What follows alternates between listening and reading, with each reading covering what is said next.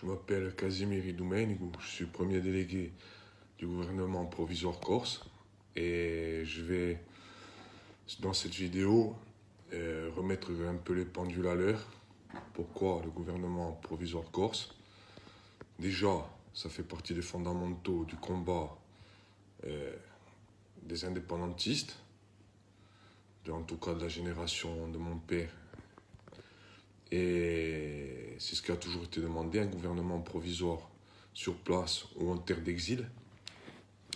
Bien sûr, personne ne voulait se porter volontaire parce que, bien évidemment, certains, je dis bien certains, je ne généralise pas, ont des intérêts personnels à ne pas partir et faire avancer la situation.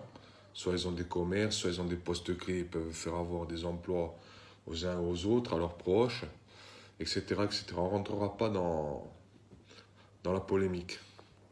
Ensuite, pourquoi aussi un gouvernement provisoire? Qu'a fait De Gaulle pendant la Seconde Guerre mondiale? Il est parti en Angleterre, où il a fait son gouvernement provisoire. Et je tiens à rappeler aussi que le FLNC, à la base, était contre l'Assemblée de région de Corse. Pourquoi? Pour des raisons simples et évidentes. Qu'ont fait les Français pendant la Seconde Guerre mondiale? Ils ont fait un nouveau gouvernement en collaboration avec l'occupant allemand. Donc, cette Assemblée de Corse de région, avec un président de région et un président de l'exécutif, c'est la même chose. C'est exactement ce qu'a fait le maréchal Pétain avec l'occupant. Donc, cette Assemblée de région, c'est une collaboration pure et simple avec l'occupant français qui occupe illégalement le territoire national corse de la République de Corse démocratique depuis 251 ans. Et je me refuse à cette collaboration.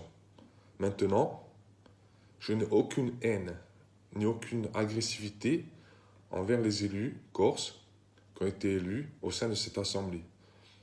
Je dis élus, je ne parle pas de démocratie, car on connaît les méthodes des élections, voilà, les influences, etc. Encore une fois, je ne vais pas polémiquer dessus, mais tout le monde l'aura compris.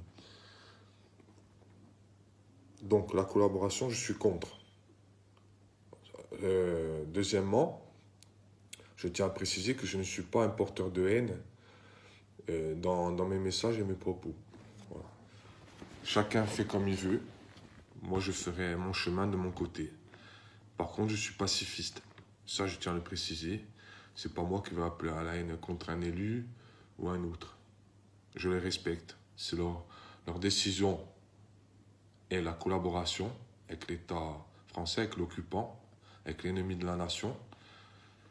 Mais moi, je ne choisirai pas ce chemin.